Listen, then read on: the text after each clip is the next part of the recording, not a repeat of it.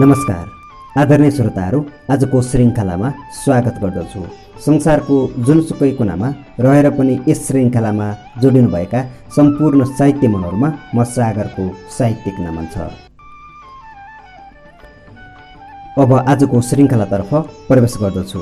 आजको यस श्रृङ्खलामा साहित्यकार पुण्यप्रसाद प्रसाईजीद्वारा रचित कृति परिवर्तनकारी प्रेरणा युद्धका डोबहरू उपन्यास वाचन गर्ने जमर्को गरेको छु।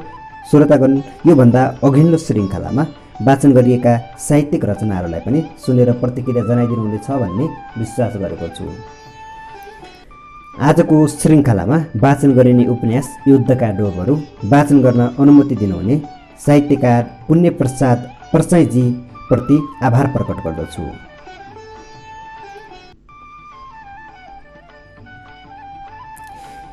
युद्धका डोबहरू उपन्यासलाई डिकुरा पब्लिकेसनद्वारा प्रकाशक गरिएको थियो। संस्करण प्रथम 2077 असार महिनामा गरिएको थियो र दोस्रो संस्करण 2071 गरिएको थियो भने तेस्रो संस्करण 2074 सालमा गरिएको थियो। यस उपन्यासको सुरुवातीमा लेखिएको छ, अब वाचन सुरु हुन्छ। आफ्नो अपार सम्भावना र सामर्थ्यमा विश्वास गर्नुहोस्। मानिसले आँट्यो भने के गर्न सक्दैन। आँट्नुहोस्। म जिनियस छैन, म कमजोर छु, म गरिब छु, म सक्दिनँ। यस्ता मिथक तोड्नुहोस्। तपाईँ सक्नुहुन्छ। हो, तपाईँ सक्नुहुन्छ। के तपाईँ असफल हुनुभयो? कति पटक? एडिसन जति 1000 पटक? पक्कै होइन। जति असफल भए पनि यात्रा नछोड्नुहोस्। जबसम्म तपाईँ लक्ष्य प्राप्त गर्नुहुन्न तबसम्म अन्त्य भएकै हुँदैन। सफलताको त्यो चुचुरो नटेकेसम्म रोकिने नाम नलिनुहोस्। मैदान छोडेर कहिल्यै नभाग्नुहोस्। एक दिन सफलता निश्चित छ। एक दिन सपना साकार हुनेछ। यस गरिमामय सभाका अध्यक्षज्यू, विभिन्न देशबाट यस गौरवमय समारोहमा उपस्थित बौद्धिक व्यक्तित्व, महिला तथा सज्जन वृन्द, सर्वप्रथम म मेरो सपनालाई सलाम गर्छु। ओ सपना, म तँलाई सलाम गर्छु।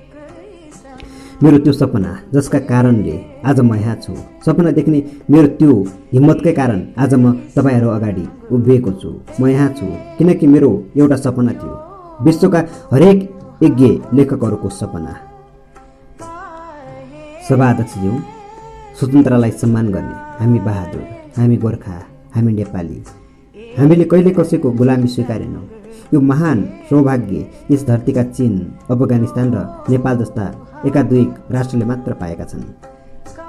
नेपाल दुनियाँको त्यस्तो देश जहाँ कहिले कसैले शासन गर्ने साहस गरेन।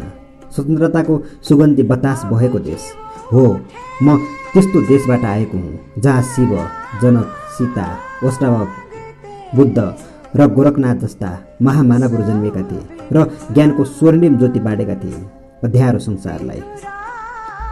म नेपालबाट आएको हुँ जहाँ सगरमाथा, कञ्चनजङ्घा, मकालु, अन्नपूर्णका साथ अरू सयौँ सेताम्य हिमालहरू उच्चताको पाठ पढाउन लाम लागेर उभिएका छन्। मानव आदिमा ऋषिमुनिहरू गुरुकुलमा शिक्षाहरूलाई दीक्षित गरिरहेका हुन्। महानुभावहरू, के यी सबै गौरव गर्ने कुरा होइनन्? अवश्य हो, मलाई थाहा छ तपाईँहरू सबै यही सोचिरहनु भएको छ। तर त्यस्तो गौरवमय इतिहास बोकेको बहादुर मानिसहरूको सपनाले सुसञ्जित मेरो देशमा स्वप्नदर्शीहरूलाई मुङ्गरी लाल र सोमप्रसाद भनेर मजाक उडाइन्छ। दुर्भाग्य, आज मेरो देशमा सपना देख्नु वर्जित विषय बनेको छ, किनकि हामीले सपना देख्न बिर्सिसकेका छौँ। सभाध्यक्षज्यू, प्रत्याहार नलाग्न सक्छ, तर साँचो हो। हाम्रा मानिसहरूले सयौँ वर्षमा त्यस्तो कुनै सपना नै देखेनन् जसलाई हाम्रो हृदयले आह्वान गरोस्, जसलाई पुरा गर्न हाम्रो हृदयले पुकार गरोस्, हृदयमा खलबल्ली मचियोस्, जसलाई मानव अस्तित्वले जुरुक्क उठेर मागोस्। हामीसँग कुनै सपना छैन। सपनाको अनुपस्थिति, यही त हो हाम्रो दुःख। हामी यस पृथ्वीका त्यस्ता एक्ला मानिस भएका छौँ जससँग कुनै युटोपिया छैन, कुनै सपना छैन। मेरो देशमा सर्कसको जोकरको भन्दा कुनै थप मूल्य छैन स्वप्नदर्शीहरूको। त्यस्तो बन्जर भूमिमा मैले सपनाको बिउ छर्ने हिम्मत गरेको थिएँ र मैले उमारेको थिएँ त्यस बीजलाई। त्यसैले मलाई एक पटक फेरि अनुमति दिनुहोस्। म मेरो सपनालाई सलाम गर्छु। ओ सपना, तँलाई सलाम छ। त्यसैले तपाईहरूले सुन्दर भनेपछि मात्र हामी विश्वास गर्छौँ। यस्तै महामारी लागेको छ हाम्रा राम्रालाई पनि। आँखा हामीसँग पनि छन्, तर हामी कुनै पनि कुरा तपाईँहरूको चस्माबाट हेर्न चाहन्छौँ। यस्तै आदत बसेको छ हाम्रो आदत। तपाईँहरूलाई थाहै छ यसले मानिसलाई के बनाउँछ।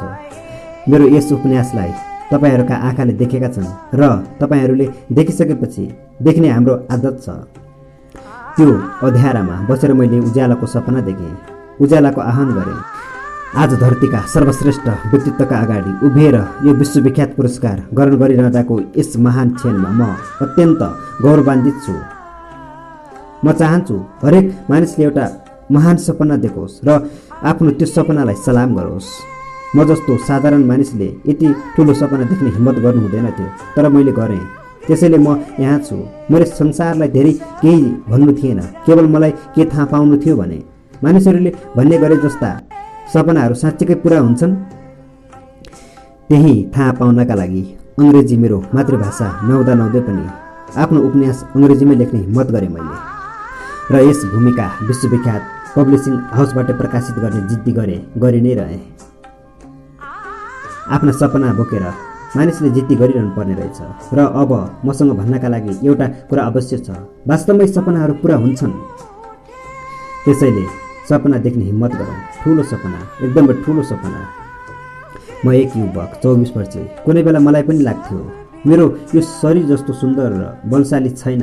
मेरो मस्तिष्क 6 फिट 1 इन्चसम्म अग्लिन सकेको यस शरीरका ग्रान्थीहरूमा कुनै बेला मिसिसिपीमा पानी बगे चाहिँ अटुट बग्ने गर्थ्यो हीनताको रचायन। आज म यहाँ तपाईँहरूका अगाडि यो महँगो सुटमा सुसज्जित छु, तर मलाई अहिले पनि झल्झली छ। त्यो जडौरी लुगा लगाएर हुर्किन म अभिशप्त थिएँ। मैले यो विशाल छलाङ कसरी हाने होला? यो स्वप्न भूमिमा मलाई के कुराले ल्यायो होला? मलाई यो महान पुरस्कार के कुराले दिलायो होला? मेरो उपन्यासमा त्यस्तो के छ र यो यति धेरै बिक्यो होला? पक्कै मानिसहरूको मनमा जिज्ञासा छ, मेटिनुपर्छ। मैले उपन्यासको सुरुवाती भागमा लेखिएकोलाई वाचन गरेँ। अब क्रमशः वाचन गर्दैछु पृष्ठ 12बाट। मैले ठुलो माछो समाउन किन सकिनँ? यो नै त्यो सोच हो जसले मेरो जीवनमा कायापलट गर्यो, चकित बनाए दुनियाँलाई। अनि चमत्कारको लावलस्कर। सानो छँदा मलाई बल्छी खेल्न खुब मन पर्थ्यो। म हरेक दिन बल्छी बोकेर खोलामा जान्थेँ। म एउटा सानो केटो, मात्र 10 वर्षको। खुबै पिरुलिएको थिएँ उस बेला ठुलो माछो समाउन नसकेकोमा। मेरो सपना ठुलो माछो, म सानो केटो। कमलानको एट खेल्न छानिएको फुर्तिलो केटो जस्तो तन्दुरुस्त थिएँ। सुन्दरीले भर्खरै स्टेट गरे जस्तो सिल्की थियो कपाल। गाईका बाछाका जस्ता ठुला आँखा, तर चञ्चलता अलि बढ्ता। कुनै गोरेको छोरो जस्तो बढ्दै सेतो। बढ्ता गोरो भएकाले घरमा मामाहरू गोराबाबु भन्थे र रिसाएका साथीहरू कुहिरिए। म सानो केटो, रोशन। बाबाको पलायनपछि मामा घरमा बस्न थाले। मामा घरमा मेरो सबैभन्दा ठुलो आकर्षण मेरी हजुरआमा, अति नै मायालु। उहाँले पटुकामा घुसारेर राखेको थैलीको मुख जस्तै मोजा परेका थिए उहाँका गाला। सारा शरीरको छालाले मासु छोडिसकेको थियो। नसाहरू छाला छेडेर निस्केका थिए। माझको छेउछाउको परालमाथि उम्रेको च्याउ जस्तै नरम थिए उहाँका हातहरू, अनि ती हात जस्तै कोमल थियो उहाँको मन। मलाई असाध्यै माया गर्नुहुन्थ्यो मेरी हजुरआमा। म भर्खर उड्न सिकेको चरो चाहिँ भुर्र उडेको उडे गरिदिन्थेँ भने उहाँले मलाई छातीमा टाँसेर राख्नुहुन्थ्यो परीका कथाहरू सुनाउँदै। जब मेरी हजुरआमा मलाई परीका कथा सुनाउनुहुन्थ्यो अनि मात्र विश्राम पाउँथ्यो मेरो चञ्चलताले। ठुटो जस्तै अचल हुन्थ्यो म। परीका कथा सुन्न मलाई बल्छी खेल्नु जस्तै मजा लाग्थ्यो। उसको खुसीको कुरा भनेर बल्छी खेल्नबाट मेरी हजुरआमाले मलाई कहिल्यै रोक्नु भएन। बल्छी खेल्दा खेल्दै यसले एक दिन जीवनमा ठुलो पाठ सिक्छ। मलाई कसैले बल्छी खेल्नबाट रोक्न खोज्यो भने हजुरआमाले भन्ने कुरा थियो यो, धेरै नफुर्क्याउनु बिग्रेला। मैले बल्छी खेलेको मन नपराउनेहरूको तर्क थियो। भन्थे बल्छी खेलेर के गर्छ? भुरा माछा समाएर अमासुलाई 5 रुपैयाँमा बेच्नु सिवाय। अर्को चोर बुई चढ्थ्यो। यो बुई चढेर आएको स्वरले चाहिँ मलाई पिरुल्थ्यो, किनकि म पनि अमासुले जस्तै ठुला माछा समाउन चाहन्थेँ। नाम अमासु, एउटा बुढो बाजी। अहिले अनुमान लगाउँदा लाग्छ 60 को थियो, बढ्ता पनि हुन सक्थ्यो। खोलाको छेउमा एउटा मात्र खुट्टा टेकेर माछाको पर्खाइमा ठिङ्ग उभिएको बकुल्लो जस्तै सेताम्मे थियो बुढो माझीको कपाल। नाकबाट साङ्लाका खुट्टा जस्ता रौँ तल तलसम्म घोप्टिएका थिए। कन्दनीले अड्याएको सेतो धोती युनिफर्म नै थियो उसको।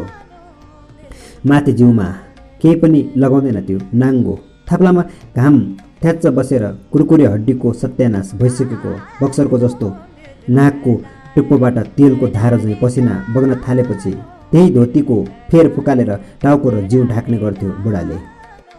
गरिबीले होइन, अलिकति जमिन थियो धानफनले, एकदमै मलिलो, तर अमासुलाई सधैँ बल्छी खेल्नुपर्ने। जब माछा बल्छी छेउमा मडारिन थाल्थे अनि बुढो ल्याप्प पोस्ट झैँ अचल बन्थ्यो।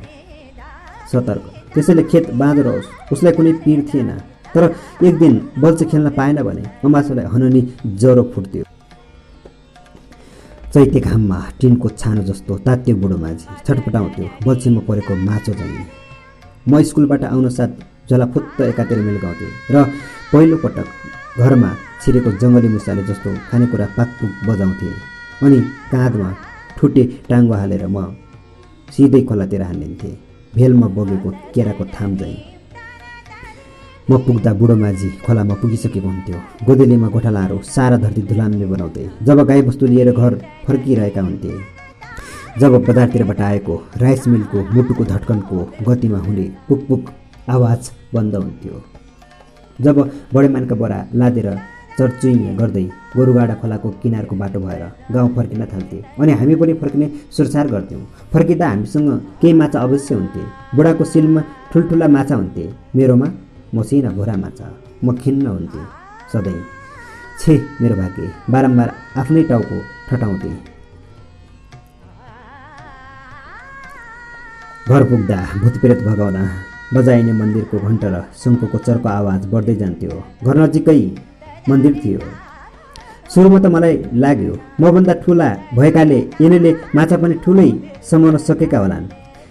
धेरै पटक म बुढा माझीका पछि पछि भुरा माछा बोकेर लुरु लुरु घर फर्केँ, जोतेर फर्केको बुढो गोरु झैँ। माछा बोकेर घर फर्के पनि के भन्ने, माझी बुढो 5 रुपैयाँ दिएर मेरा सबै माछा किन्थ्यो, कहिले उतै खोलामा कहिले बाटामा। म सधैँ रित्तो हात फर्कन्थेँ बिना माछा। हिउँले टिमुर्केको किम्बुको बोट जस्तो भएर घर पुग्थेँ लाजले। मैले पनि ठुला माछा समाउन पाएँ। बुढा माझीका हातमा बडेमानको माछो हेरेर एक दिन मैले सोचेँ।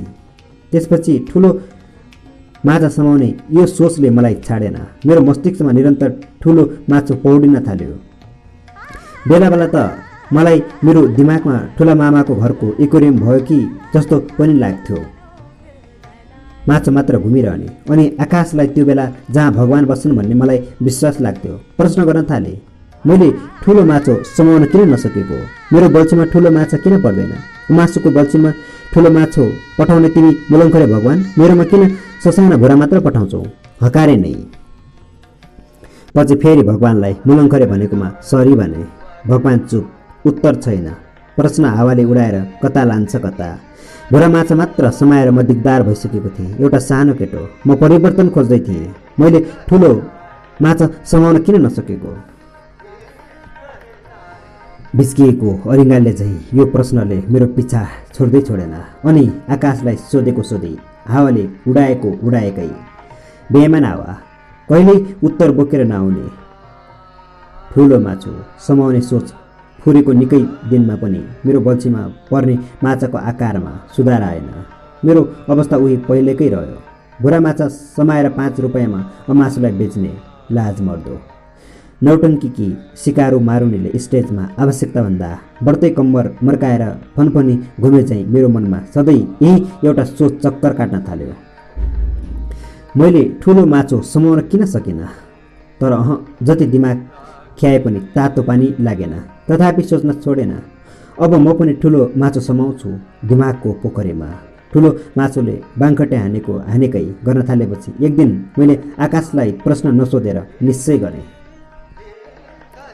मेरा प्रश्नहरू जस्तै यो निश्चय पनि उडायो हावाले। हावामा खाइरहेको बाजको टुक्रेको प्वाँच झैँ। मैले पीर मानेन। पीर मानेर हुने के थियो र?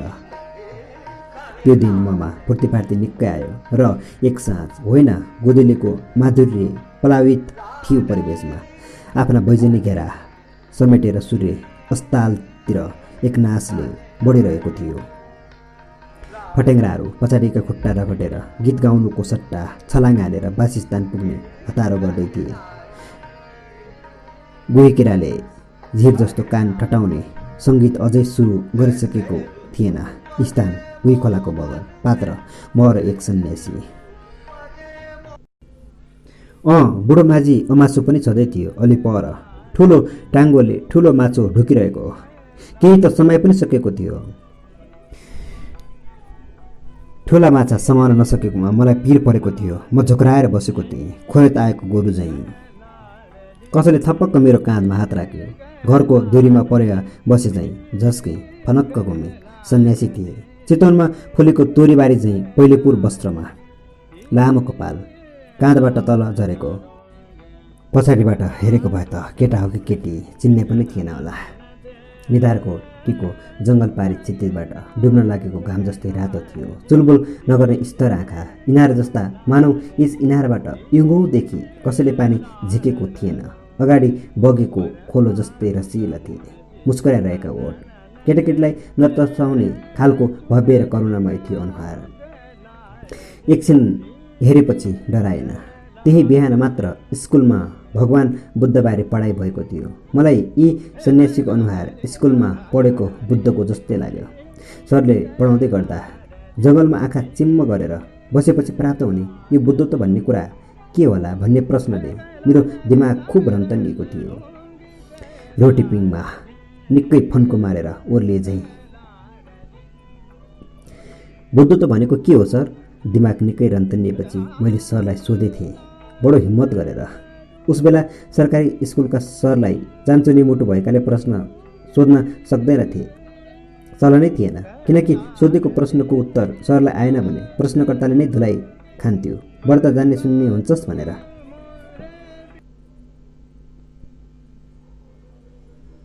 सरले नजान्ने सम्भावना धेरै हुन्थ्यो। धुलाई खाने रहर कसलाई? नजाने पनि तै चुप मै चुप। निकै बेर गम खाए सरले। उत्तर दिनका लागि नभएर यसलाई छुट्ने कि नछुट्ने भनेर गम खाएको पनि हुनसक्छ। सोचे अब दोहोरो चुटाइ खाने भइयो। सुकिनासको थरर भए। सुकिनास लागे जस्तो स्वीकृति थियो त्यो सर। एकदमै लुरे, फुकिडल। उसको जिउ गतिमान रूपमा घट्दो थियो। रिसाएका विद्यार्थीहरू उसलाई हड्डीको दोकान भन्थे, तर दोहोरो चुट्थ्यो हड्डीको दोकानले। एकपटक हड्डीको दोकानको कुटाइ खाएर सन्ते ज्वरोले 7 दिन थला परेको थियो। त्यो दिनदेखि स्कुल पनि आएन। पढाइले हावा खायो। भीमसेन पाण्डे यही थियो सुकिनासको नाम। प्यान्ट सिलाइसकेका छैन। कम्मर घटिहाल्ने दिगदार भएर नयाँ प्यान्ट सिलाउनै छाडिदियो। बरु पेटी कस्न थाल्यो। पेटीले कसेर लगाएको उसको प्यान्टमा मुजै मुजा हुन्थे, बच्चाको इलास्टिकवाला प्यान्ट झैँ। लाजले उसले सर्टको फेर प्यान्टभित्र घुसाउनै छाडिदियो। एक दिन ठुला क्लासका ठुला केटीले कम्ता खित्का छोडेनन्। दिनभरि खित्काको राइस मिल चलाए। हे बाख्रीहरू घोडे जस्तो कति हिँड्न नसकेका। एउटा सरले झपारे। झुकिएर झिङ्गा बस्यो भने चिप्लिएर लड्ला जस्तो तालु खुल्ली थियो त्यो सर। नाम होम थापा। सबैले होमे सर भन्थे। जब तालुले केटीहरू हाँस्नुको कारण थाहा पायो अनि आफै हाँस्न थाल्यो। बहुला हाँसो। सुकिनास कट्नु नै लाउँदो रहेनछ। मुख छोपेर दिनभरि हाँस्यो तालु खुल्ली। ठुला केटीहरूले पनि दिनभरि घोडा कुदाइरहे। हे हाँस्नुको कारण कस्ता कस्तै सुकिनासको पेटी चुडिएछ। भर्लङ्गै प्यान्ट स्वाट्टै घोडामा। हतार हतार प्यान्टमाथि तानेर थ्याच्च कुर्सीमा बसेको सुकिनास बसे। उठ्यो कि प्यान्ट बेसीतिर लागिहाल्ने। उठ्नु कसरी? सुकिनास सर घर कसरी जाला? हामी सानाको दिमाग यही कुराले रन्तनिए। पछि कसैले खोजखाज गरेर एउटा जुटको डोरी ल्याइदिएछ र सुकिनास घर गयो। बिचारा यो हड्डीको दोकानलाई कसरी थाहा होस् बुद्धत्वको कुरा? सुकिनासले गम खाइरहँदा मैले सोचेँ, धेरै नै सोचेँ। बुद्धत्व एक किसिमको ज्ञान हो। बल्ल सुकिनासको बग फुट्यो। ज्ञान? सोचेँ ठिकै कुरा हो कि जस्तो पनि लाग्यो मलाई। तपस्या गरेर ज्ञान मिल्छ भन्ने थाहा हुँदाहुँदै तपाईँहरू हामीलाई किन बुक घोकाउनुहुन्छ त? म अलि वाचाल नै थिएँ उस बेला। र म जस्ता वाचालाहरूलाई सरहरूले अलि बढ्दै भाटे कारबाही गर्थे। हा हि धेरै घोडाहरू कुदे क्लासमा। सबै विद्यार्थी एकैसाथ गलल हाँसे।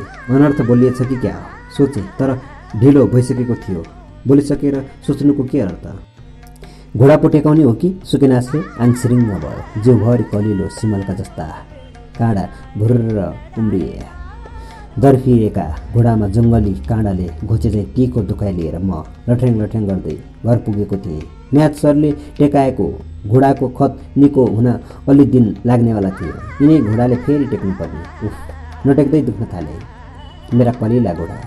आज पनि घोडा टेक्नु पर्यो भने त उत्तिकै हो घर पुग्न सोचे। जिउ तातेर आयो। निउरी परे। घोडाको जोर्नीमा हात राखेँ। सुमसुमाए। मुलङ्खरे यो विद्यार्थीको जुनी पनि बेकाम्य हो। फेरि सोचेँ, मनै नलागेको कुरा पनि पढ्नुपर्ने। कुन बेला घोडा टेक्नुपर्ने हो पत्तो हुँदैन। यो अर्कै खाले ज्ञान हो। धेरै बकबक नगर, घोडा खोइलाइ माग्लास। मैले संसार सोचिसकेपछि बल्ल बोल्यो सुकेनास। लु खास त घोडा चाहिँ टेक्नु परेन? बुद्धुत्व भन्दा पनि यही ठुलो कुरा हो सोचे। हा निकै बेर थामेर राखेको सास एकपटक छाडे। सुकेनासले कुराको बिट मारिसकेको थियो। मेरा बाँकी प्रश्न थानको लागि मस्तिष्कको कुनै अज्ञात कुरामा आजसम्म फेरि निस्कन सकेका छैनन्। अर्कै खाले ज्ञान। बुद्धत्व मेरो दिमाग खुब घुम्यो दिनभरि। बल्छी बोकेर खोलातिर लागेपछि मात्र मैले बुद्धत्वबाट मुक्ति पाएँ। सायद बुद्धत्व प्राप्त गरेपछि बल्छीमा ठुलो माछा पर्दाको जस्तै आनन्द मिल्छ होला। बल्छी बोकेर हिँड्दै गर्दा सोचे, बल्छी खेल्ने सबैले ठुलो माछा समाउन नसके जस्तो सबै मानिसले बुद्धत्व प्राप्त गर्न सक्दैनन् क्या र? दिमाग निकै खियाए बुद्धत्वका बारेमा र निष्कर्ष निस्कियो। सानो दिमाग, सानो निष्कर्ष।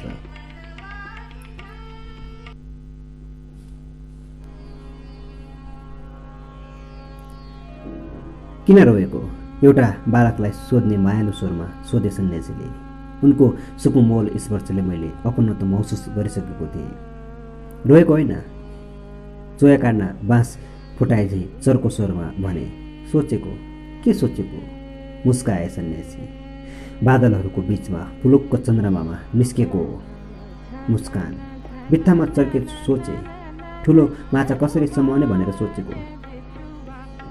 चराको जस्तो डाँठो स्वरमा बोले, तर म हाँस्न सकेको थिएन। सायद अनुहार बर्सिन लागेको बादल जस्तो धम्मर धुस्कालो भएको थियो। ठुलो माछा अर्थात् ठुलो फ्राइमेन अर्थात् ठुलो सपना। सन्यासी मुस्कुराए। सपनाहरू पुरा हुनका लागि नै देखिन्छन्। ठुलो कुरा सपना देख्नु हो। जसले सपना देख्ने हिम्मत गर्छ उसले त्यो पुरा पनि गर्न सक्छ। तिमीले ठुलो माछा समाउने सपना देखेका छौ। त्यसो भए म ठुलो माछा समाउन सक्छु त? मैले सन्यासीको कुरा बिचैमा काटेर पक्का सोधेँ। अनि फेरि सुकिना सर चाहिँ रिसालान् कि भनेर तर्से पनि। बोलिसकेपछि तर रिसाएन सन्यासी। म चम्किएँ। गुडमा माओ आएपछि चिची गर्दै चम्केका बचेराहरू चाहिँ। खोलो छ, तिमी छौ, माछा पनि छन्, अनि कोही तिम्रो आँखै अगाडि ठुला माछा समाइरहेको प्रमाण पनि छ। तिमीले चाहिँ नसक्ने भन्ने कुरै आउँदैन। मौनता। अनि विलयमा फेरि भने, सोच्यौ ठाना समाइसक्यो। म जुरुक्क उठेँ। मानौ म भित्र कसैले हावा भरिरहेको होस्। फुल्दैछु, उचालिँदैछु, बेलुन भएको छु, हिलियम भरिएको छ। सन्यासी बोल्दै थिए, यदि तिमीसँग ठुलो कराई फ्राइबेन छ भने तिमीले अवश्य पनि ठुलो माछा समाउने छौ। यो खोलामा भएको सबैभन्दा ठुलो माछा समाउन पनि सक्छौ तिमी।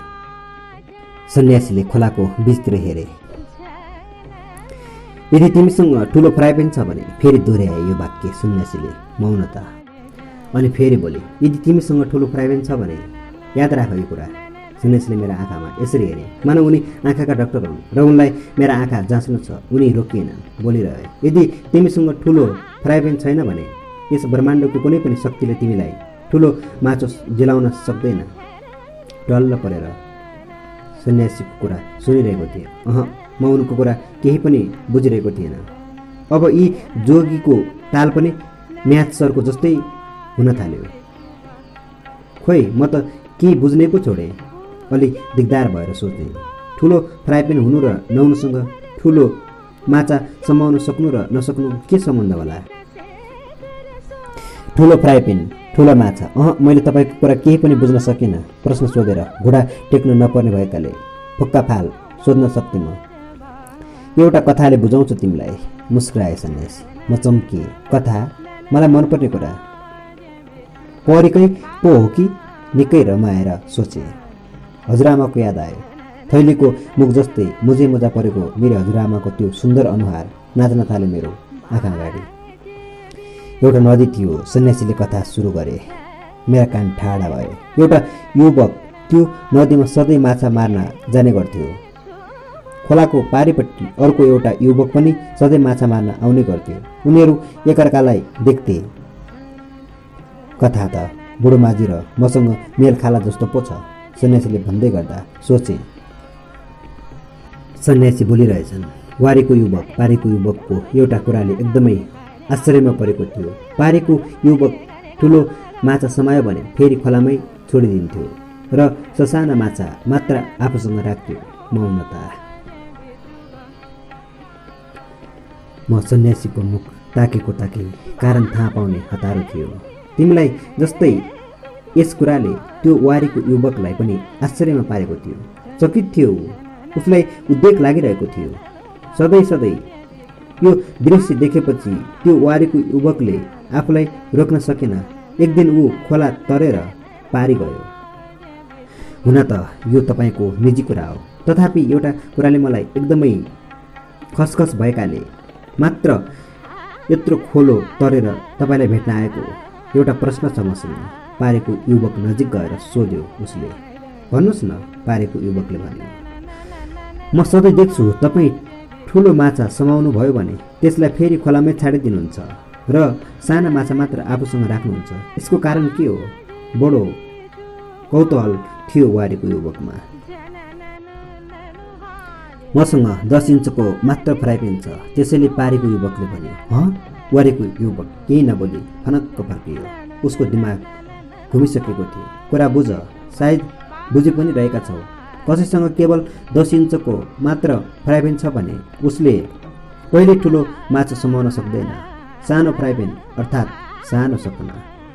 ठुलो माछा समाउन चाहन्छौ भने पहिला आफ्नो सानो फ्राई प्यान फाल। म केही कुरा बुझिरहेको थिएँ। सोचहरू खुब छिटो आउने जाने गर्न थाले। सन्यासी फेरि बोले।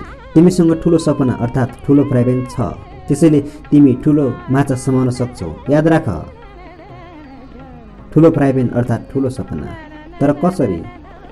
अब भने म चौपट्टै उत्सुक भएँ। ऊ सन्यासीले बुढा माझीतिर फर्केर मुख चोसो पारे। चोसोभन्दा पनि थोरै गोलो गरे। देख्दैछौ, तिनीहरूले त ठुला माछा समाइरहेका छन्। यही कुरा मैले बुझ्न सकेको छैन। तिनका बल्छीमा मात्र कसरी ठुला माछा पर्छन्, मेरो बल्छीमा किन पर्दैनन्? ईर्ष्यापूर्ण क्रोध थियो मेरो स्वरमा। उनलाई हेरेर केही सिकेनौ? उस्तै धीर थियो सन्यासीको स्वर। सिकेको भए त म पनि ठुला माछा समाइहाल्थेँ नि। झर्किए। बाल स्वभाव। सन्यासीले वास्ता गरेनन् मेरो झर्को पर्कोलाई। उनी मुस्कुराइ नै रहेका थिए, सिद्ध महात्मा झैँ। मसँग ठुला माछा समाउने तरिका छ। उही आँखा जाँच्ने डाक्टरका जस्ता चहकिला आँखाले मलाई हेर्दै भने। मैले पत्याएन। कहिल्यै बल्छी नखेलेको जोगीसँग ठुलो माछा समाउने कायदा के हुन्थ्यो होला र सोचेँ। तर दुब्दोलाई तिर्नको सहारा भने चाहिँ सोध्न चाहिँ सोधेँ। के हो, मलाई सिकाइदिनुहोस् न। सन्यासीतिर फर्किए। एकपटक म ती बुढा माझीको भन्दा ठुलो माछा समाउन चाहन्छु, लगभग चिच्याएँ। मसँग यस्तो विद्या छ जुन सिकेपछि तिमी जिन्दगीभरि ठुला माछा समाउन सक्छौ। उस्तै गम्भीर आवाज अन्तरिक्ष बोलिन्। मैले मेडिटेटिभ मुद्रामा सन्यासीलाई हेरेँ। पत्याउन करै लाग्यो। अनुहार विश्वास लाग्दो थियो तिनको। साँच्चै म चम्किएँ। आँखाका परेला पुतली जस्तो फरफर नाचे। हो, सिंहस्वर। मलाई सिकाउनु न त, जागेको आशाले उत्साहित भए। त्यसका लागि हामी बीच सम्झौता हुनुपर्छ। सम्झौता? कस्तो सम्झौता? छक्क पर्दै भने। ठुला माछा समाउने कला सिकेपछि तिमीले प्रत्येक दिन चमाएका माछाको 10% मलाई दिनुपर्छ। स्वरमा कुनै उतार चढाव थिएन। सधैँ छक्क परेको परे। हो सधैँ, सन्यासीले भने। जब जब तिमी माछा मार्छौ 10% मैले पाउनै पर्छ। जिन्दगीभरि? हो। क्या लोभी जोगी रहेछ, सोचे। भने अति भयो। कथाले बुझाउँछु, सन्यासीले मुस्कुराउँदै भने। किन तपाईँ जे पनि कथाले बुझाउनुहुन्छ? तिमी सानै छौ, कथा बुझिहाल्छौ त्यसैले। सन्यासीको अनुहार देदीयाभिमान थियो। हुन्छ। एकपटक एउटा मानिसको मेसिन बिग्रियो। उसले मेसिन बनाउन एक सिद्धहस्त मेकानिकल इन्जिनियरलाई बोलायो। कथा सुरु भयो।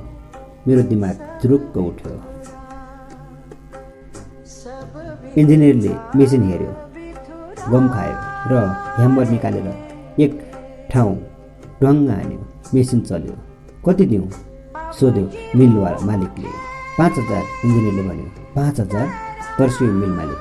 एकपटक टङ्ग हानेको पनि कतै 5000 हुन्छ? रिसायो। टङ्ग हानेको त 100 रुपियाँ मात्र, इन्जिनियरले शान्त भएर भन्यो। त्यसो भए के को त 5000? कहाँ हान्ने भनेर थाहा पाएको 4900, इन्जिनियरले भन्यो। हि म हाँसेँ। तिमी कथा बुझ्ने मान्छे हौ, मलाई लाग्छ अब तिमीले सबै कुरा बुझेको हुनुपर्छ, मुस्कुराउँदै भने सन्यासीले। र मलाई हेरेर निकै बेर मुस्कुराइ नै रहे। अनि फेरि भने, यो नियम हो संसारको। तिमीले पनि थाहा पाउनु र सिक्नु जरुरी छ। गम खाए निकै बेर। आफ्ना भयभरका माछा बुढालाई 5 रुपियाँमा बेचेर सधैँ दुःखी हुनुभन्दा त ठुला माछा समाउने कला सिक्नु बुद्धिमानी हो। फेरि उसलाई प्रशंसा दिँदा पनि यी भुरा माछा भन्दा ती ठुला माछा 100 गुणा बढी हुनेछन्, सोचे। मलाई लाग्छ सानो उमेरमा पनि मैले निकै राम्रो सोचेँ। अझै सोचेँ। मुख्य कुरा माछा परेन दिने हो। घाटा केही छैन। यदि उसको बुद्धिको प्रयोग गरेर म ठुलो माछा समाउँछु भने त्यसबाट दशांश पाउनु उसको अधिकार हो। उसले पाउनुपर्छ। मैले भयभरको बुद्धि लगाएँ। ठिक छ, मान्छु, अन्तर्मन्त्रको निक्रियल सुनाए। त्यसो भए पहिलो काम गरिहाल। पहिलो काम के हो त्यो? रणभुल्ल म परेँ। तिम्रो यो सानो बल्छी र सानो चारो खोलामा फ्याँक। झस्के। अचानक चितुवाको गन्ध थाहा पाएर तर्सेको हरिणझै कान ठाडा भए। सर्वप्रथम तिम्रो यो बल्छी र चारो खोलामा फ्याँक। ठुला माछा समाउने तरिका अनि मात्र सिकाउँछु। सन्यासी उसै गरी मुस्कुराए। लौ, डुबाउने भयो जोगीले। फेरि तर्से। चनाको भए। बुढीले बोकेर हिँडेका छुलिया केटालाई देखेर तर्सेका चराहरू झैँ। बल्छी र चारो नै खोलामा फ्याँकेपछि कसरी समाउने ठुलो माछो? झन्किए। मलाई विश्वास गर, तिमी म्याथमा अलि कमजोर जस्तो छौ। भन त, माइनस माइनस के हुन्छ? माइनस माइनस के हुन्छ? प्लस हुन्छ नि। नाथे कुरा थाहा नहुने कुरै थिएन। पक्क भनिदिहाले। हो, सन्यासीले लेग्रो ताने। अनि रुखको सुकेको मसिनो हाँगो पिटिक्क भाँचेर मसँग जोडिउँला झैँ गरी टुक्रुक्क बसे र धुलोमा खरखरी लेखे। ल अब कुरा बुझ। लेखिसकेर मतिर हेरेर भने। सन्यासीले धुलोमा लेखेको हेरे भए। माइनस सानो बल्छी माइनस सानो चारो बराबर ठुलो माछो। मारे काटे बुझेन। जति बढे पनि। के यो बुझिने कुरा थियो त? भने। भयभरको सानो बल्छी र चारो फ्याँकेर ठुलो माछो समाउने यो के कुरा हो? बाबु, जिन्दगीमा म्याथ सिक्न जरुरी छ, किनकि हरेक मानिस गणित अनुसार चलेका हुन्छन्। सन्यासीले मुस्कुराउँदै भने। त्यो दिन पहिलोपटक मलाई गणितमा कमजोर भएकोमा दुःख लाग्यो, किनकि म ठुलो माछा समाउने सूत्र बुझिरहेको थिइनँ। माइनस सानो बल्छी माइनस सानो चारो बराबर ठुलो माछो। ठुलो माछो समाउने हो यो। यही सूत्र म बुझ्न सकिरहेको थिइनँ। सन्यासीले फेरि भने, तिमी ठुलो माछो समाउन चाहन्छौ भने तिमीले यो सानो बल्छी र सानो चारो फ्याँक्न जरुरी छ, किनकि माइनस माइनस प्लस हुन्छ। सन्यासी फेरि मुस्कुराए। सिकारीले आफ्नो शिकार ताकिझैँ एकछिन मलाई निहाले। फेरि भने, यदि तिमी यति सानो साहस पनि गर्न सक्दैनौ भने, यति सानो जोखिम मोल्न सक्दैनौ भने ठुलो माछो समाउन पनि सक्दैनौ। कुरा सकियो। म हिँडेँ। सन्यासी जुरुक्क उठे। लौ यिनले त टुङ्गो नै पो गरे, खङ्रङ्गै भए। रिजल्टको बेला आफ्नो नाम अब आउला कि यसपछि आउला कि अब चाहिँ आउँछ कि भनेर सोच्दै लद्दु केटो कामे चाहिँ थरथरी कामे। ओठ सुके, मुख सुक्यो, तिर्खा लाग्यो, जिब्रो चलाएर मुखको थुक बाटल पारेर घुटुक्क निले। किलिक्क घाँटी बज्यो। तिमी ठुला माछा समाउन सक्दैनौ भन्नुभन्दा पनि ठुलो माछा समाउनै चाहँदैनौ जस्तो छ। मेरा आँखामा हेरे सन्यासीले। आफ्ना कुरामा अझ जोड दिँदै उनीहरूले फेरि भने, तिमी त्यो खोलापारी माछा समाउने युवक जस्तै मूर्ख हौ, जो आफ्नो फ्राइप्यान सानो भएकाले आफूले समाएको ठुलो माछो फेरि खोलामै छोडिदिन्थ्यो, जबकि ऊ आफ्नो 10 इन्चको फ्राइप्यान फ्याँकेर ठुलो फ्राइप्यान किन्न र ठुलो माछाको स्वाद लिन सक्थ्यो। पृथ्वीनारायण शाहको शालिग झैँ चोर औँलो ठड्याएर चुनौतीको भाषामा सन्यासीले फेरि भने, प्रकृतिको नियम छ, साहसीले मात्र राज्य पाउँछ। यदि तिमी राज्य गर्न चाहन्छौ भने साहस गर, हिम्मत गर। जिन्दगीमा 3वटा शब्द राम्रोसँग याद गर, हिम्मत हिम्मत हिम्मत। कुरा सकिँदा चट्याङ जस्तो तिखो भयो सन्यासीको चोर। ससानो खोला ठुलो माछाबाट राज्यसम्म ठुलो कुरा, निकै ठुलो कुरा हुँदै थियो। त्यसैले म निकै कम बुझिरहेको थिएँ। म चुप भएँ, एकदमै चुप। जति बाटो जस्तो लागि पनि म सानो केटो न थिएँ। सन्यासीले अघिकै लयमा फेरि बोले, सपना देखेर मात्र हुँदैन, पुरा गर्नका लागि जोखिम मोल्न पनि तयार हुनुपर्छ। जो जोखिम मोल्न तयार छैन ऊ महान सफलताका लागि योग्य हुँदैन। तर यसपटक नरम थियो स्वर, नबिजाउने। काँडाको बाटो हिँडिसकेपछि तुबुमा टेके झैँ लाग्यो। मेरो ठुलो माछो समाउने सपना त थियो नै, साथै सन्यासीका प्रभावशाली विचारले विश्वास पनि जगाएको थियो। त्यसैले मैले थप केही नसोची आफ्नो सानो बल्छी र सानो चारो फुत्त खोलामा फ्याँकिदिएँ। चुम्लुङ्ग टाङ्गो पानीमा खस्यो अनि बिस्तारै डुब्यो। म सानो केटो, मेरो ठुलो सपना, ठुलो माछो। फ्याँकेको बल्छी हेरेर सन्यासी मुस्कुराए, भने माइनस सानो बल्छी माइनस सानो चारो बराबर ठुलो माछो। तर कसरी? झन्डै रोएथे ओठ टोकेर। बलैले थामे अनि भने, अब सिकाउनुहोस् मलाई ठुलो माछो समाउने तरिका।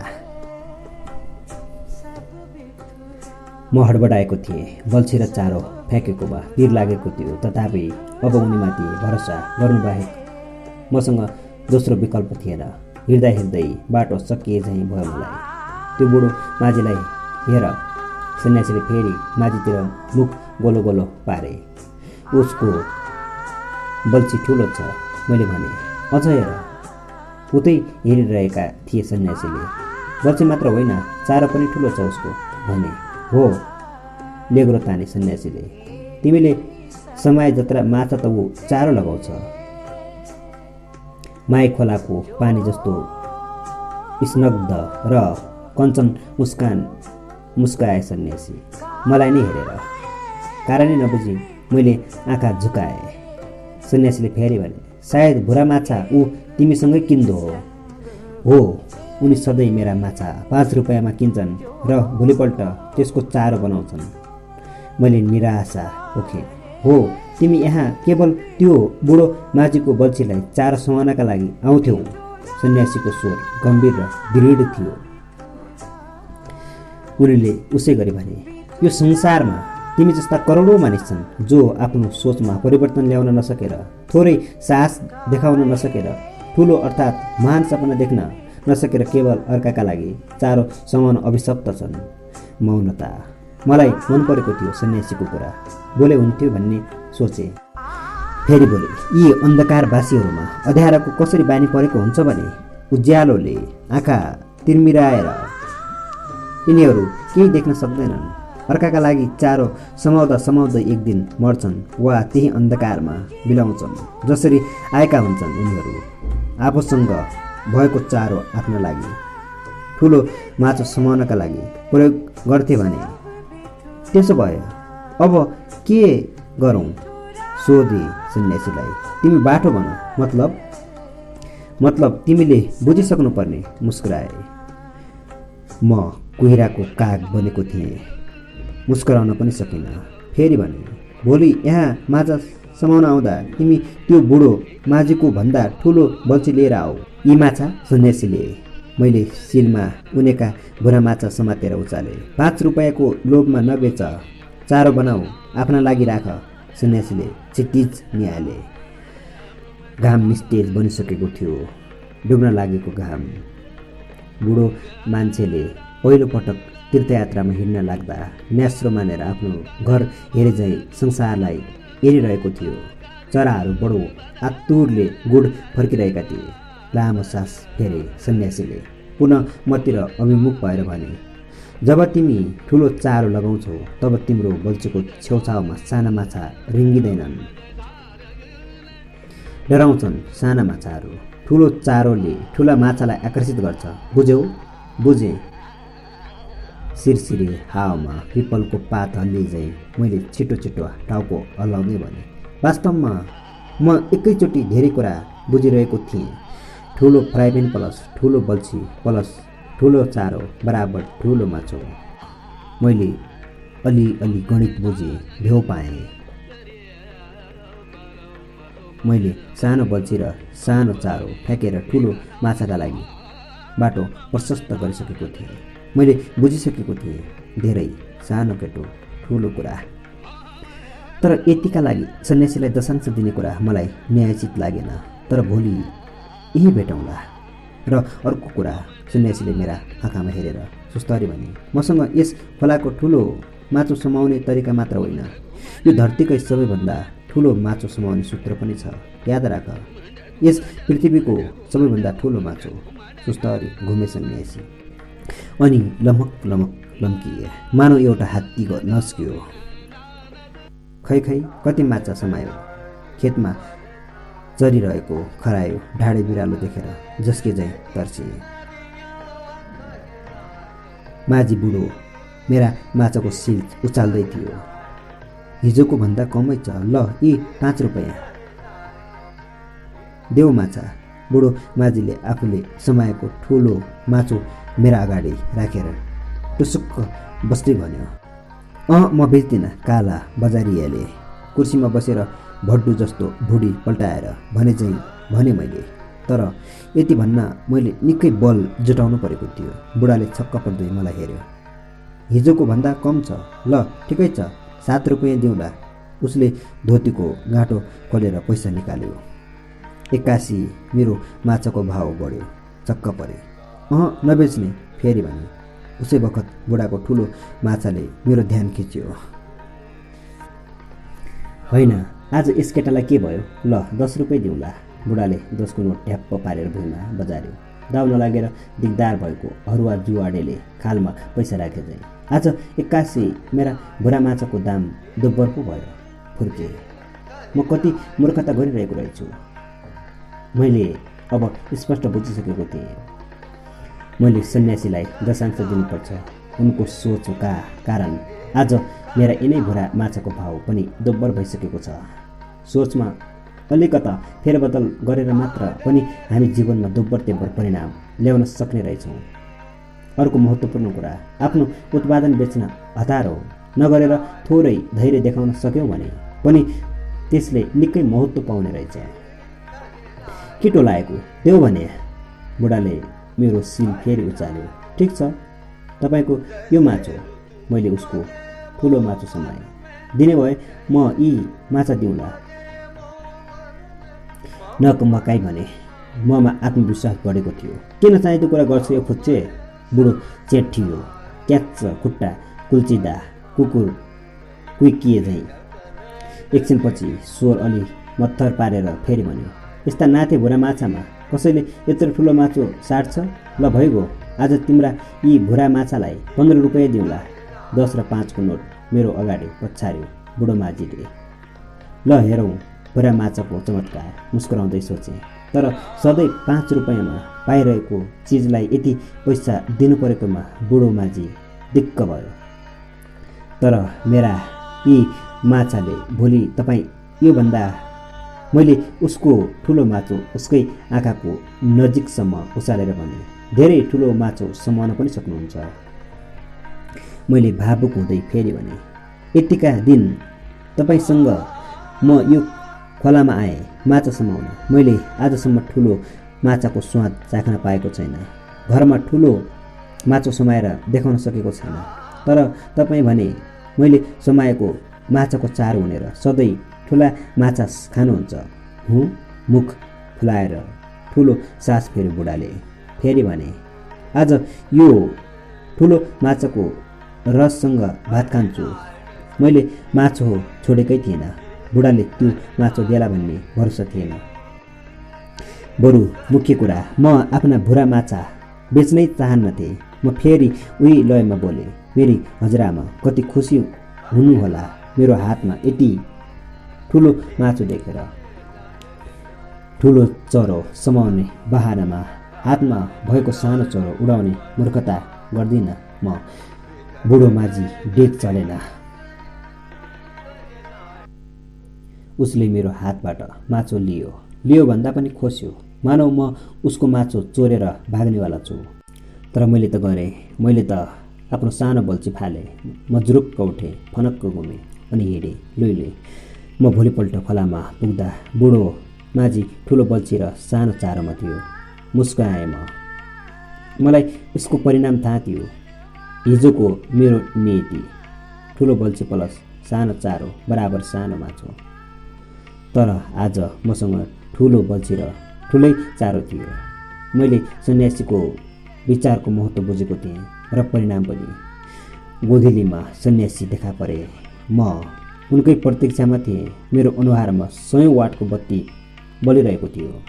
आज मैले जितेको थिएँ। म उनको दशांश दिन एकदमै आतुर थिएँ। मैले ठुलो माछो समाएको थिएँ। ठुलो माछो। आज मैले एउटा होइन 3वटा ठुला माछा समाएँ नि। सन्यासी मेरो छेउमा आई नपुग्दै म कराएँ। सन्यासी मुस्कुराए। मलाई पहिल्यै थाहा थियो। बोले, के तपाईँ भविष्यद्रष्टा हो? होइन। अनि कसरी थाहा पाउनुहुन्छ त भोलिको कुरा? तिम्रो वर्तमान हेरेर। मेरो टाउको सुमसुमाए सन्यासीले। मतलब? हरेक मानिसको वर्तमानको सोचबाट थाहा हुन्छ उसको भविष्य कस्तो हुने हो। आजकै सोचमा हिँडेर भोलि बेग्लै परिणामको आशा राख्नु मूर्खता हो। सोचमा परिवर्तन नगरी हिँड्छौ भने तिमी 10 वर्षपछि के बन्छौ अहिले भन्न सकिन्छ। भविष्य हेर्ने पनि त्यसै गरी हो। कसैको पनि वर्तमान सोच थाहा पाएर उसको पुरा भविष्य थाहा पाउन सकिन्छ। मैले टाउको हल्लाएँ, मानव उनका कुरा सबका सब बुझिरहेको छु। सन्यासीले फेरि भने, सोचमा थोरै परिवर्तन ल्याएर हामी जीवनमा आमूल परिवर्तन गर्न सक्छौँ। मैले समाएका ठुला माछा हेरिरहेका थिए सन्यासीले। म मुस्कुराएँ। के मुस्कुराएँ भन्नु? म त बोलिरहेको थिएँ। तपाईँका लागि यो माछो बिजुली जस्तो चम्किँदै भने मैले। यो 30% भन्दा पनि बढी नै होला। म भेजिटेरियन हुँ। मुस्कुराए उनी। म ट्वाल्ल परेँ। फेरि भने, यी सब माछा तिम्रै हुन्। म त तिमीलाई जीवनको रहस्य सम्झाउन मात्र चाहन्थेँ। म तिमीलाई बुझाउन चाहन्थेँ। सागरबाट तिमी त्यति नै पानी ल्याउन सक्छौ जत्रो भाँडो लिएर जान्छौ। मौनता। फेरि बोले, जीवनमा पनि यही नियम लागू हुन्छ। यदि जीवनमा तिमी महान सफलता चाहन्छौ भने ठुलो माछा समाउँदाकै सूत्र प्रयोग गर्न सक्छौ।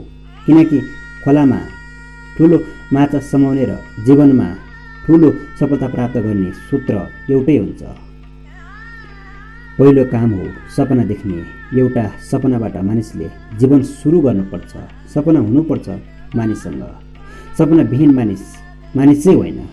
अनि सन्यासी लुई हिँडे मानव एउटा सिंह गयो। गोठालाहरू वस्तु लिएर घर फर्के। धुलो उडाउँदै धुलाले आकाश ढाक्यो। सुनले पोतिएको क्षितिजमा धुलोको चाँदी पर्दा टाङ्गियो। निन्याउरो घामले चाँदीको पर्दाबाट पुलुक्क चिहायो। बिस्तारै सन्यासी धुलोमा अलप्प भए। आहुम। बुढो खोकीले मेरो ध्यान भत्कायो। बुढो माझी मेरो छेउमा आएर टुसुक्क बस्यो। आज ऊ क्लान्त थियो, थकित, द्रौपदी र राज्य दुवै हारेको युधिष्ठिर झैं। उसको हातमा एक सिल ससाना माछा थिए। पहिला मसँग हुने जस्तै उसले आउन अलि ढिला गर्यो।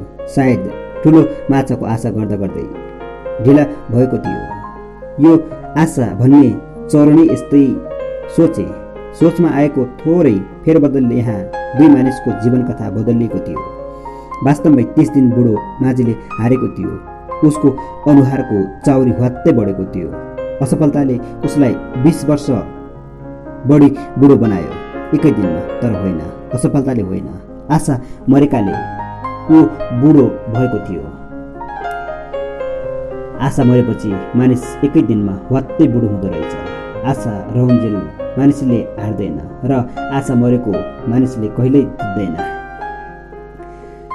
आज ठुला माछा मेरो बल्छीको छेउछाउमै आएनन्। हारेको बुढाले निराश हुँदै भन्यो, तिमीले यतिका विघ्न ठुला माछा समाएछौ, के जादु गर्यो आज तिमीले? पराजित स्वर, एकदमै बुढो स्वर र हरुवा स्वर, आशा मरेको स्वर, मृत्यु सफायामा सुतेको मानिस बोले झैँ मृत्यु स्वर, जादु जादु जादु। मैले बुढा माझीको शब्द निकै पटक दोहोऱ्याएँ। जीवनमा कसरी जादु हुन सक्छ? सायद म बुझ्दै थिएँ। जीवनमा जादु गर्ने कला सिक्दै थिएँ र मलाई विश्वास छ सोचमा थोरै परिवर्तन गरेर तपाईँ पनि जादु गर्न सक्नुहुन्छ। बुढा माछा मलाई दिनुहोस्, यो एउटा ठुलो माछो तपाईँलाई दिउँला। सिलको बढेमानको माछा देखाउँदै भने मैले। सधैँ माछा खाएको बानी बुढाको जिब्रोले तुरुक्क मुत्यो। तर उसले मेरो कुरा अलि पत्याएन क्यार। कुनै उत्तेजना थिएन शरीरमा, तथापि लोभले उसका आँखा चम्किए। हरियो दुबोमा परेका शीतका कणहरू बिहानीको घामका किरणले चम्किए झैँ।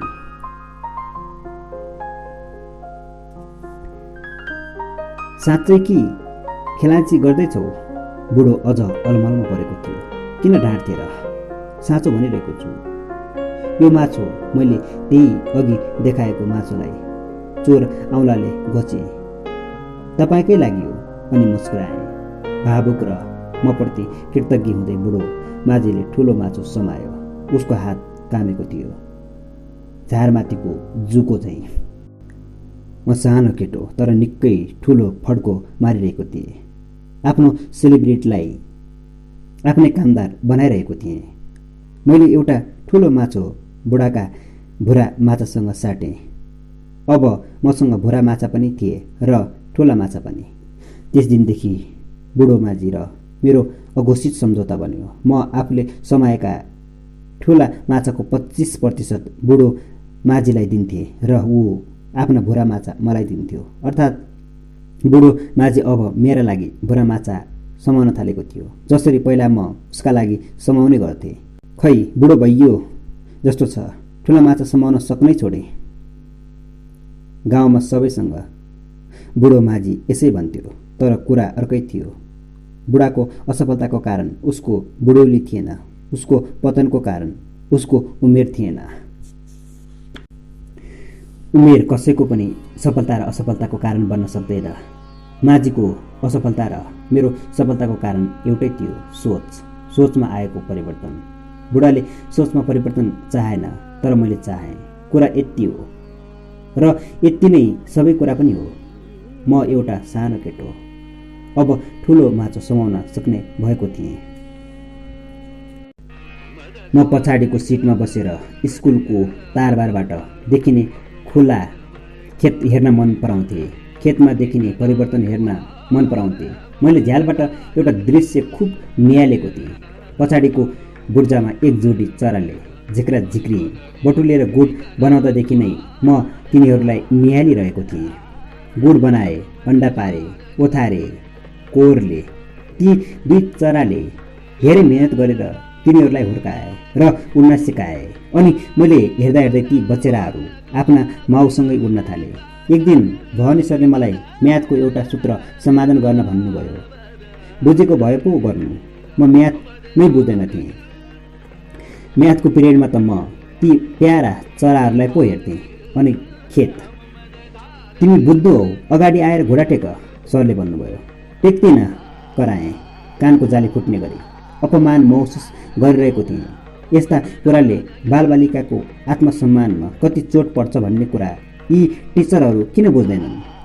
मलाई अचम्म लाग्छ। तिमीले घोडा टेक्नै पर्छ, भवानी सर कराउनु भयो। मलाई अति रिस उठ्यो। म चिच्याएँ, म बुद्धु होइन, बुद्धु तपाईँ नै हो। यहाँ एउटा चराले झिक्रा झिक्री पटुलेर गुड बनाए, अन्डा ओथारेर बचेरा कोरले हुर्काए, उड्न सिकाए। मैले झ्यालतिर देब्रे हातको चोराउनाले देखाए, फेरि उसै गरी कराए। तर तपाईँ भने मलाई म्याथका सूत्र घोकाएर दिक्क पार्नुहुन्छ। कहिल्यै बुझ्ने कला सिकाउनु सक्नुहुन्न। यदि तपाईँ मलाई सिकाउनु नै हुन्छ भने यो चराले जस्तो जीवनमा उड्न सिकाउनुहोस्। सबै चकित। विद्यार्थीहरू लाटो कोसेराले जस्तो पछाडि सम्मै फनक्क टाउको घुमाएर मलाई हेर्न थाले। जोसिएँ।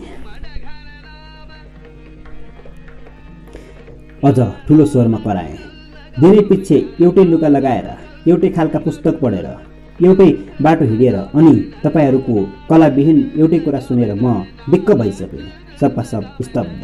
चकित अनुहारमा चम्केका आँखा मतिर सोझिए। फेरि भने, यदि तपाईँ राम्रो शिक्षक हो भने तपाईँ हामीलाई परिवर्तन सिकाउनुहोस्, जीवन सिकाउनुहोस्। तपाईँका यी 7वटा पुस्तक पढेर म विद्वान होला भन्ने मलाई लाग्दैन, किनकि मैले यी पुस्तक त 10 दिनमै पढिसकेँ। मैले एउटा पुस्तक उठाएर टाउकामाथि घुमाएँ। फेरि भने, यो पुस्तक पढ्न मैले स्कुल आउनै पर्दैन। मसँग घरमा हजारौँ पुस्तक छन् जुन म छानी छानी पढ्न सक्छु। तपाईँ मलाई जबरजस्ती म्याथ बुझाउन खोज्नुहुन्छ? के यो म्याथ नपढेर मेरो जीवन चल्दैन? सरलाई हेरेँ। उनी चकित थिए। क्रोध देखिएन अनुहारमा। म अझ उत्तेजित भएँ। यदि यो म्याथ पढ्नै पर्ने हो भने अभ्यासभन्दा पहिला तपाईँले यसमा विद्यार्थीहरूको रुचि जगाउनुपर्छ। वास्तवमा शिक्षकको कलाविहीनताले गर्दा हरेक विद्यार्थी स्कुलबाट भाग्न चाहन्छन्। अहिले कसैले घन्टी बजाइदियो भने यहाँ हरेक विद्यार्थी दौडिने छन्। तपाईँका यी सूत्रले तपाईँले नै जीवनमा केही स्मरणीय कुरा दिन सकेनन् भने मलाई के देलान्? सामन्तको आदेश सुनिरहेका भुदास झैँ सबै मलाई नै सुनिरहेका थिए। म तात्तिएको तात्ते थिएँ। यो स्कुल खुलेदेखि यसको गुर्जामा गुड बनाएर कति चराले आफ्ना बच्चालाई उड्न सिकाइसके होलान्। तर स्कुलमा पढेको एउटा विद्यार्थीले पनि यो कला सिक्न पाएको छैन, जीवनमा उड्ने कला। यदि तपाईँ साँच्चै गुरु हो भने हामीलाई जीवनको गीत सिकाउनुहोस्, परिवर्तन सिकाउनुहोस्। त्यस चराले आफ्नो बच्चालाई चाहिँ प्रेमले उड्न, ठुलो सपना बुन्न। र एउटा कुरा, जो विद्यार्थी चरा जस्तो उड्न चाहन्छ ऊ तपाईँका म्याथका सूत्र घोकेर बस्दैन। विद्यार्थीको प्रकृति सिक्ने चाहना। तपाईँहरूले केही गर्नै पर्दैन, प्रेरणा दिनुहोस्, उसले आफै सिक्छ। अनि चुप लागे। मेरो सास बढेको थियो। सन्नाटा, अन्तरिक्षको शून्यता भरियो कोठामा। त्यसपछि म सरासर अगाडि गएँ, घोडा टेकेँ। सबै विद्यार्थी छक्क परे। भवानी सर केही नबोले क्लासबाट निस्किनु भयो। अर्को आश्चर्यले घोडा टेकिरहने कि उठ्ने। अब म दोधारमा परेँ। फटाफट सबै विद्यार्थी एकैचोटि ताली बजाए अनि गुरुर कुदेर अगाडि आए।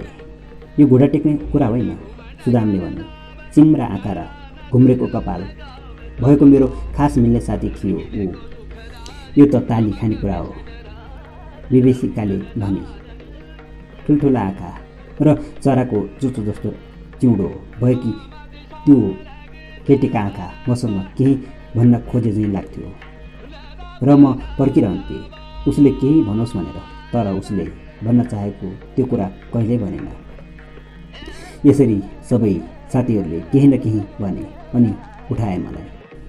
भोलिपल्ट भवानी सर क्लासमा पस्नुभयो। सबै छक्क। कसैले आँखा तानेर गाडीको हेडलाइट जस्ता पारे, कसैले कालीको मूर्तिले जस्तो लामो न लामो जिब्रो बाहिर निकालेर टोके। कतिले त नचिनिएर नयाँ स्टुडेन्ट भन्ने ठानेछन्। सधैँ टाई सुटमा सजिएर आउने भवानी सर त्यस दिन क्याजुअल ड्रेसमा हुनुहुन्थ्यो, एकदमै रफ टफ। हामीलाई धेरै छक्क त उहाँको हातको गिटारले पारेको थियो। हाई रोशन।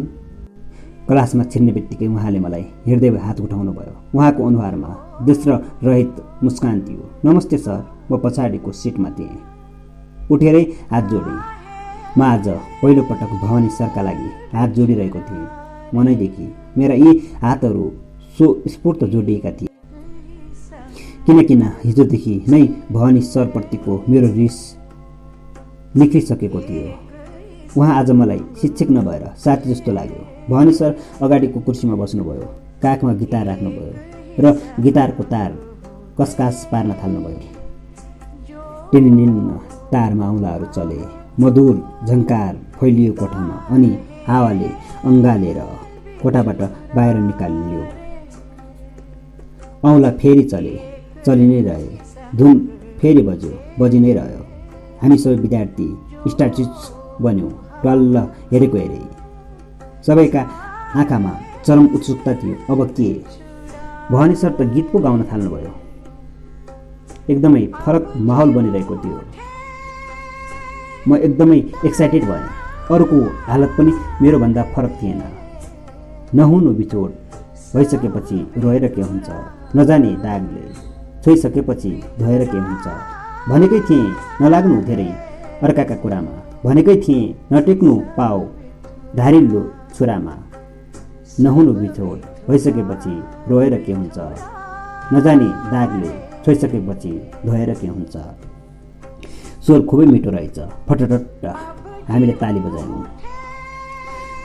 जस्ताको छानामा असिना परे झैँ कोठा घन्कियो। धित मरेकै थिएन, वान्स मोर। कोही कोही त कराइ नै हाले। भवानी सरले टाउको झुकाउँदै धन्यवाद भन्नुभयो र फुलको गुच्छा राखे चाहिँ भित्तामा सुस्तरी गिटार ठड्याउनु भयो। सपना ठुलो सास फेरेपछि बोल्नुभयो। कोठा शान्त भयो। फेरि भन्नुभयो, यो मेरो सपना थियो। भवानी सर बिस्तारै बोल्न थाल्नुभयो। तर मेरो बुबाले मलाई यो म्याथ थमाइदिनु भयो। उहाँले हातमा म्याथको पुस्तक उठाएर हल्लाउनु भयो। फेरि भन्नुभयो, मलाई रोशनको कुराले एकदमै छोयो। म सरकारी स्कुलमा पढेको मानिस। हिसाब भनेपछि पिसाब छुट्थ्यो। अङ्ग्रेजीले पसिना झन् नेपाली व्याकरणले त हननी ज्वरो नै फुटाउँथ्यो। हा हि क्लासमा खिच्का छुट्यो। भवानी सर आफू पनि मुस्कुराएर हामीलाई हाँस्ने समय दिनुभयो। फेरि भन्नुभयो, रुखबाट झरेर स्याउको दाराले न्युटनको टाउकामा लागेपछि उनले पृथ्वीको गुरुत्वाकर्षण पत्ता लगाए र केतलीमा उम्लेको पानी बिर्को उचालेको देखेर जेम्स वाटले भापबाट चल्ने इन्जिन बनाए। विज्ञानमा बुझेको जम्माजम्मी यति थियो। एकछिन रोकिनुभयो। फेरि बोल्नुभयो, स्वास्थ्यको पुस्तक पनि पढ्नु पर्थ्यो। बहुलाएको जनावरले टोकेकोमा रेबिज लाग्छ भनेर पढिएको थियो। एकपटक जाँचमा रेबिज कस्तो रोग हो, यसका लक्षण लेख भन्ने प्रश्न आयो। क्या सजिलो, फटाफट लेखेँ, कलमै नटोके। पछि परीक्षा हलबाट निस्केर एउटा अलि जान्ने साथीलाई सुनाए। लौ वित्यास, राम्रो सूचीकारले खटटट लुगा सिए झैँ सासै नफेरी खरखरी लेखेको सबै गोल खाडी गएछ। के को रेबिजका लक्षण लेख्थे। मैले त रेबिजको लक्षण भनेर फटाफट स्क्याबिज लुतोका लक्षण पो बजाएछु। तेरा कुरा इस भन्दै बुढे औँलो देखाएँ। शङ्का लागेर बुक पल्टाएँ। हो ठिकै भनेछ मोराले। आत्तिए। ज्या है नहुनु भएछ। रेबिजको ठाउँमा स्क्याबिजको लक्षण पो लेखिएछ। पसिना छुट्यो। कसरी यस्तो भयो? कथा छ यसको। स्याम्पूको त कुरै भएन। उस बेला घरमा नुहाउने बेग्लै साबुन हुँदैन थियो। लुगा धुने साबुनले नुहाउनु पर्थ्यो। तराईको टाउको पगाल्ने गर्मीमा लुगा धुने साबुनले दैनिक नुहाएर आफूलाई जिउभरि सुकेलुतो र दाद आएको थियो। दाद बेग्लै रोग हो भनेर चिनेको थिएन। दादलाई पनि उस बेला लुतै ठान्थे। यी दुईवटा मुलङ्खरे चिलाउने रोगले मेरो हुर्मत लिएका थिए। कनाएको कनाई दिनभरि चिलाएर हत्ते। लुगा खोलेपछि चाहिँ उधुमै। बाफ रे बाफ, कनाएर धितै नमर्ने। जति कनाए उति मजा। सुकेलुतो अन्धाधुन्दा कनाउँदा नङले कोतरेर रगतै निकालेपछि एउटा भुक्त भोगीको सल्लाहमा खोयो राखेका थिएँ। खोयो पाएपछि नङ चाहिँ काटेँ। खोयो अरू के काम लाग्छ थाहा छैन, तर बिर्को बनाउन र लुतो कनाउन भने साह्रै काम लाग्ने कुरा रहेछ। खोयो ठिक ठाउँमा राखेर लुगा खोल्यो अनि टपक्क टिपेर जाय लाग्यो लुतोमाथि। जिउको खरानी उडाउँदै बेसमारी कनाइसकेका छैन। फेरि चिलाउँथ्यो। बिसाउने त चान्सै छैन। मजा आउँथ्यो कनाएको बेलामा। सुकेलुतो हाइक कुनै बनेको थियो। साला लुतो कनाउनु पनि एक किसिमको ठुलै बेलासिता रहेछ, तर कनाइसकेपछि भने आँसु आउने गरी चर्याउँथ्यो। सुकी लुतो कनाउने ध्यानमा रेबिजका लक्षणको ठाउँमा पुस्तकमा पढ्नै नपर्ने त्यही सुकी लुतोको लक्षण पो बजाइदिएछु। हा हा हा। अनि चाहिँ भवानी सर बेसमारी हाँस्नुभयो। हामी पनि रमाइलो मानेर हाँसेका हाँसे। कोठा मौरीको घाट जस्तो गुनुनुन्न भन्कियो। ती मैले भनेको विषयको त कुरै छोडौँ, अरू बाँकी बकाइदा पनि म राम्रोसँग बुझ्दैनथेँ। अरूको ड्याङ पनि कहाँ अर्को थियो र। जब एसएलसीको रिजल्ट हुन्थ्यो अनि स्कुलले नै चिट खान्थ्यो, आत्तिएर भागेको साङ्लो उत्तानो परेपछि उठ्नै नसके झैँ हाम्रो स्कुलले निकै वर्ष चित खाएकै थियो। एकपटक चाहिँ एउटा सानो डारको केटाले सबैलाई छक्क पार्यो। 3rd डिभिजनमा एसएलसी पास गरेर। गोपीनाथ थियो उसको नाम, तर टोपी नछाड्ने भएर सबै उसलाई टोपीनाथ भन्थे। त्यसबेला मोराको कम इज्जत भएन। बाजागाजा साथ गाउँको परिक्रमा गराइयो। हाम्रो स्कुलमा पढ्नेहरू यस बारको जुनीमा एसएलसी पास गर्न सकिएला भन्ने त ठान्दैनथे। जब गोपेले एसएलसी गर्यो अनि चाहिँ केटाहरूका मनमा अलिअलि आशा पलायो। एक गाँठे ज्यान हत्केलामा राखेर पढ्यो भने 3rd डिभिजनसम्म बजाउन त सकिने पो रहेछ। गोपेले आशाको बिउ रोप्यो गाउँघरमा। यो आशा भन्ने पनि बडो गजबको चरो रहेछ। अर्को वर्ष त फेरि अर्कोले पनि इतिहास बनायो। फेरि 3rd डिभिजनमा एसएलसी पास गरेर। हाम्रो भाग्य, एक दिन हाम्रो स्कुलमा एकजना कायदाका शिक्षक आए। जब ती शिक्षक आए अनि त चमत्कारै भयो। सुतिरहेको बेला एक्कासी आगो लागेर सबका सब जराक जुरेक्क उठेर भागे झैँ। हामी सबै विद्यार्थीहरू पढाएको कुरा फटाफट बुझ्न थाल्यौँ। म पनि मजाले बुझ्न थालेँ। केही नबुझेर कहिल्यै नपल्टाएको ज्यामितिको पुस्तक त क्या सजिलो, क्या तार्किक हुँदो रहेछ। त्यसपछि पहिलोपटक मलाई के लाग्यो भने हामी विद्यार्थी बुद्धु होइनौँ, हाम्रा शिक्षकसँगै बुझाउने कला छैन। चमत्कार, नयाँ सर आएको साल हाम्रो स्कुलबाट जतिले एसएलसी दिएका थिए सबका सबले पास गरे, तर होइन गोडा 2-1ले चाहिँ फेल पनि गरेका र। जे होस्, म सहित अरू 4 जना विद्यार्थीहरूले प्रथम श्रेणीमा पास गर्यौँ। रोशनले एकदमै ठिक भनेका छन्। मसँग पनि विद्यार्थीलाई बुझाउने कला रहेनछ। म शिक्षक बन्न योग्य छैन। त्यसैले अब म यो स्कुल छोड्छु र आफूले रुचाएको मन पराएको गायन पेसा गाल्छु। मेरो सपना थियो प्रख्यात गायक हुने। पिन ड्रप साइलेन्स साथ पनि थामेर फेर्यौँ हामीले। अनि सर पढाउन थाल्नुभयो। अचम्म भयो त्यो दिन। उहाँले पढाएको म राम्रोसँग बुझिरहेको थिएँ। क्लास सकेर उहाँले भन्नुभयो, म्याथ पढेर के हुन्छ? आजसम्म मैले बुझ्न सकेको छैन, तर एउटा कुरा चाहिँ मलाई के थाहा छ भने म्याथ पढेपछि पैसा गर्न सकिन्छ। हाँस्नुभयो। हामी नहाँसी बस्न सक्ने कुरै आएन। साला कुकुरको पुच्छर देख्दा मात्र होइन, कसैले पुक्क पाद्यो भने गाला कानसम्म च्यातेर पेटका नसा चट्किने गरी हाँस्ने त्यस उमेरमा यो त मह जोडीको सिरियल हेरे झैँ भइगयो नि। हे खेती त। हाँसोको सुनामी रोकिएपछि सर फेरि बोल्नुभयो। जिन्दगीमा धेरै पैसा कमाउन सकियो भने गन्नाका लागि यो विषय काम लाग्छ। त्यसैले पनि गणित पढ्नुपर्छ, किनकि पैसा त हामी सबैले कमाउनु नै छ कि कसो। मौरीको घार फेरि गन्कियो। मौरी शान्त भएपछि फेरि भन्नुभयो, तिमीहरू पैसा कमाएर गन्न चाहँदैनौ? यसपटक भवानी सर बेसरी हाँस्नुभयो। मलाई एकदमै मन पर्यो। भवानी सरले आफ्नो सपनामा काम गर्न स्कुल छोड्नु भएन। हामी पनि म्याथ राम्रोसँग बुझ्न थाल्यौँ। उहाँ आउने बित्तिकै पढाउन थाल्नुहुन्न थियो। विद्यार्थीलाई उत्साहित गर्न केही न केही प्रेरक कुरा भन्नुहुन्थ्यो। कहिलेकाहीँ हामीलाई गीत गाउन भन्नुहुन्थ्यो। गाउन नजान्नेले जोक्स, कथा, कविता सुनाउनु पर्थ्यो। केही नजाने आफूले हेरेको कुनै सिनेमाको कथा भए पनि भन्नै पर्थ्यो। एक दिन भवानी सरले महत्त्वपूर्ण कुरा भन्नुभयो। जीवनमा लक्ष्य बनाउनु र कहिले नबिर्सनु। जीवनमा धान्नका लागि हामीले जे गरिरहेका छौँ त्यसैलाई अन्तिम सत्य नठान्नु। लक्ष्य सधैँ आफ्नो आँखा अगाडि राखेर काम गर्नु। जसरी म आफ्नो लक्ष्य गिटार सधैँ बोकेर हिँड्न थालेको छु। त्यसै गरी मस्तिष्कमा सधैँ लक्ष्य बोकेर हिँड्नु। हिजो जब मैले आफ्नो लक्ष्य बिर्सेको थिएँ, म लक्ष्यविहीन थिएँ। पढाउने काम मेरा लागि केवल रोजीरोटीको आधार थियो, कुनै रसधारा थिएन। तर आज म कुनै पनि काम हृदयदेखि नै गर्छु। यसैबाट मनोरञ्जन पनि गर्छु। मौनता वास्तविक शिक्षक त्यो हो जसबाट प्रेरणा प्राप्त हुन्छ, केही गर्नका लागि उत्साह प्राप्त हुन्छ। रोशनका लागि म होइन, त्यो चरो गुरु हो जसले रोशनको मनमा उड्ने सोच भरिरहेको थियो। जो लक्ष्य निर्धारणमा सहयोगी बन्छ त्यही गुरु हो। र यहाँ टिचरले धेरै फरक ल्याउन सक्छन्। अनि भवानी सर मतिर अभिमुख हुनुभयो र मुस्कुराउँदै भन्नुभयो, रोशन, साँच्ची ती तिम्रा चराहरू हिजो आज के गरिरहेका छन्?